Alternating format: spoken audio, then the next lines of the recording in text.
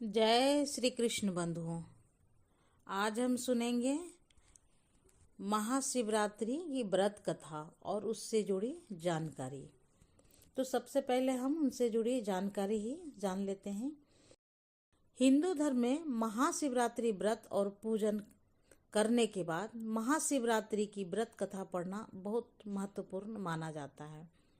यह व्रत भगवान शिव की पूजा एवं आराधना के लिए किया जाता है, जो विशेष रूप से फागुन माह की कृष्ण पक्ष की चतुर्दशी को मनाया जाता है।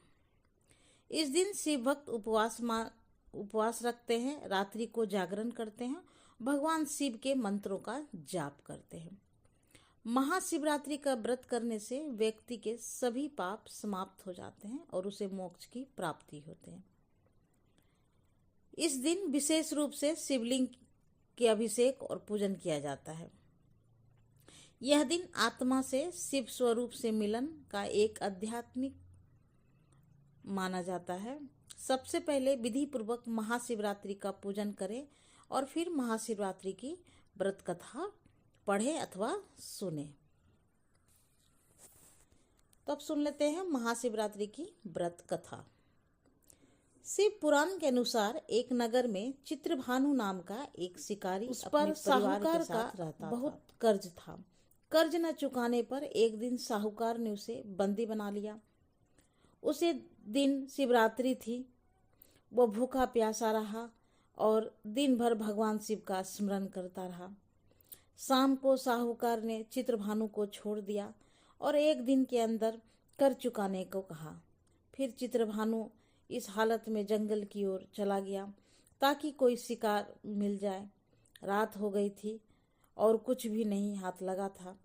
वह तालाब के पास एक पेड़ पर चढ़ गया।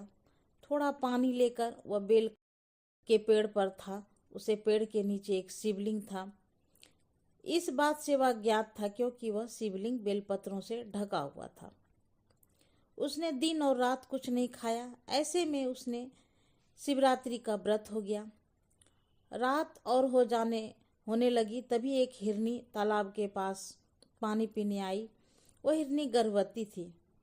उधर मौका देखकर चित्रभानु ने धनुष बाण तैयार करके चढ़ाया। उसके हाथ में धक्के से थोड़ा सा पानी और बेलपत्र के कुछ टुकड़े शिवलिंग पर गिर गए। तभी हिरनी की नज़र उस शिकारी पर पड़ी। उसने चित्रभानु से कहा, मेरे पेट में बच्चा है, वह जल्द ही होने वाला है। मैं बच्चे को जन्म देकर इस स्थान पर आ जाऊंगी और तब तुम मेरा शिकार कर लेना। अभी शिकार करोगे तो तुम मेरे बच्चे को भी मार डालोगे। शिकारी चित्रभानु उसकी बात मान गया और उसे हिरनी को वापस जाने दिया। इस बीच पेड़ से कुछ और जल की बूंदें और बेलपत्र शिवलिंग पर जा गिरे, जिससे उसके रात्रि की प्रथम पहर की पूजा हो गई।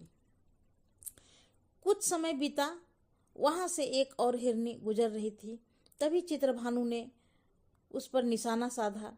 एक बार फिर से उसने हाथ के धक्के से शिवलिंग पर पानी और बेलपत्र जा गिरा। उसे हिरनी ने शिकार से निवेदन किया कि वह अपने पति की खोज कर रही है और जब वह अपने पति से मिल लेगी तब इस स्थान पर वापस आ जाएगी। शिकारी ने उसे भी जाने दिया। रात्रि का आखिरी पहर चल रहा था। तभी एक और हिरनी अपने बच्चों के साथ पानी पीने आई। चित्रभानु ने उसे देखकर फिर से बाण तैयार किया और फिर उसने बाण के धक्के से एक बार फिर पानी और बेलपत्र शिवलिंग पर जा गिरे। इस प्रकार उसने आखिरी पहर की पूजा भी समाप्त हुई। हिरानी ने शिकारी से कहा वह अपने बच्चों को उसके पिता को सौंप जाएगी, फिर वह उसका शिकार कर सकता है।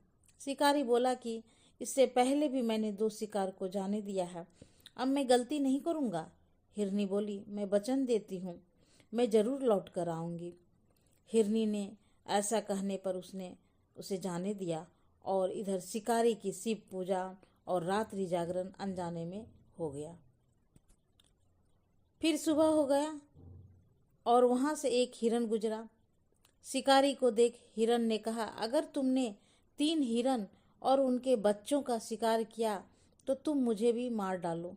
क्योंकि वो मेरा परिवार था और मैं उसके वियोग में नहीं जी पाऊंगा। और यदि तुमने उन्हें छोड़ दिया है तो मुझे भी जाने दो।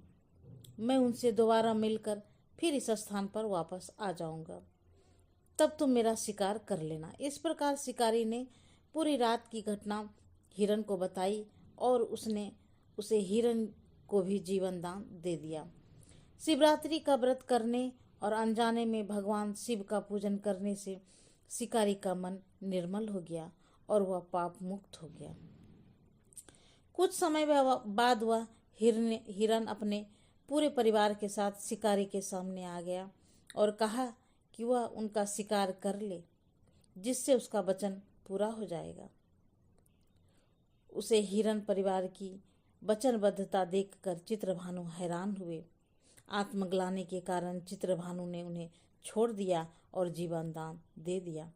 अनजाने में ही सही, शिव महाशिवरात्रि का व्रत करके चित्रभानु को पुण्य लाभ प्राप्त हुआ और उनकी मृत्यु के बाद शिवगण उसकी आत्मा को अपने साथ शिवलोक में ले गए। महाशिवरात्रि की व्रत कथा यहीं पर समाप्त होती है। आगे और भी कथा कहानी सुनने के लिए आप हमारे चैनल से बने रहें। प्लीज़ चैनल को सब्सक्राइब कर ले, बेल आइकन को भी प्रेस कर ले ताकि आने वाली वीडियो की नोटिफिकेशन मिलती रहे। और ये कहानी कथा यदि आपको पसंद आई है तो कमेंट में ओम नमः शिवाय जरूर